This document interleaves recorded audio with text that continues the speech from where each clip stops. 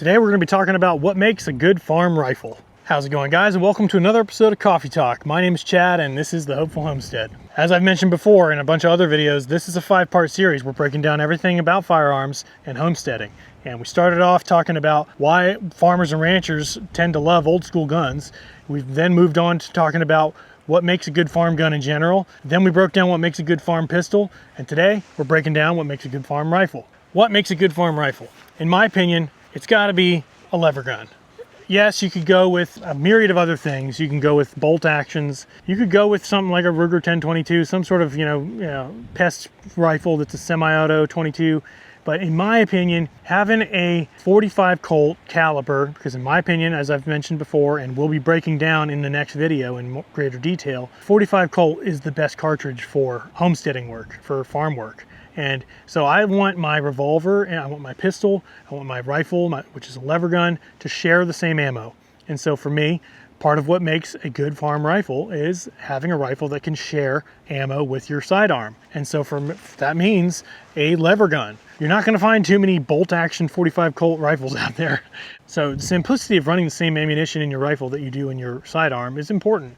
Because as a homesteader, working out on your land, doing farm work, you need things to be simple. You need your, the scale of what you're trying to do on the daily with your property is too great to be fiddling with different kinds of calibers between your rifle and your sidearm. You're having to worry about, all the complexities of modern firearms. That's why old school guns just work so well for homestead work. That's why a lot of other guys in the comments on these videos are telling me, agreeing with me, talking about how they're roaming their property, doing, work on their land with a lot of these same kind of guns, single actions, wood and steel, old school guns, because they have been proven to work in these environments for decades and decades. And so for me, a good old fashioned lever gun is gonna be the best option as a rifle for being a farm rifle. Something you can defend yourself, defend your family with, defend your farm animals against rogue wild animals wandering onto your property, pests, snakes. You can take care of those with a good lever gun, no problem. One of the reasons I love 45 Colt so much is you can have a load that's light enough to where it's not, it's subsonic and it's not destroying your ears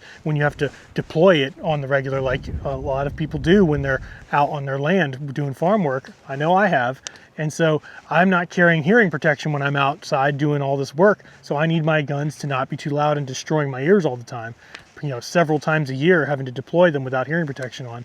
I need it to not be too loud. And 45 Colt, to me, is the best balance of big bore, heavy bullets, capable, but not going to be destroying your ears. Especially coming out of a rifle. 45 Colt coming out of a rifle is really not that loud. It's very, very manageable. And especially a lever gun with practice as a farm rifle, you can fire. You can run it pretty quick, and with the right amount of practice, run it in terms of follow-up shots that are accurate, running it just as fast as a semi-auto rifle. Yes, you can fire off semi-auto rifles faster, but in my opinion, you're not going to be getting accurate rounds on target that much more often than you would with a lever gun where you're well practiced with it. And the trade-off being that since you're actuating this with your hand, you're not relying on the pressures or the gases of the round to actuate the whole function of the gun. So that means that this is going to be longer lasting, easier to maintain, and it's just not going to corrode as quickly as a semi-auto rifle will, because it doesn't rely on that to move parts around, so it's not going to get gunked up as easily. That's why so many guys out there who are on their land doing farm work are carrying lever guns with them, because they are really reliable and they just work. Just because it was an Old West gun doesn't mean it suddenly stopped being effective and stopped working because modern guns exist now. This still works. These are still very deadly. For me here in South Florida, most of the year, yeah, it's wintertime right now and I've got a jacket on because it's nice and cool and it's beautiful out.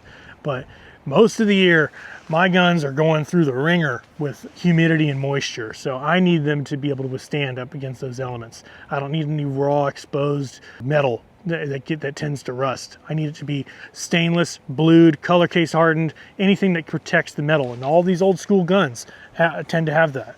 Whereas a lot of modern guns tend to not have that, and they tend to have exposed raw metal or very lightly finished metal that is just not going to cut it for this kind of application.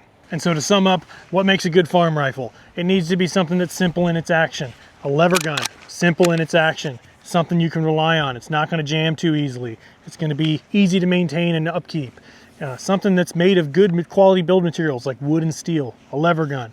So you can count on it lasting for decades to come without corroding or breaking or rusting too much. You can manage that a little easier with this. Something with fixed sights so that you're able to acquire a sight picture easily and count on them being aligned. So you're not having to worry about replacing batteries, worrying about zeros getting thrown off of some sort of fancy optic.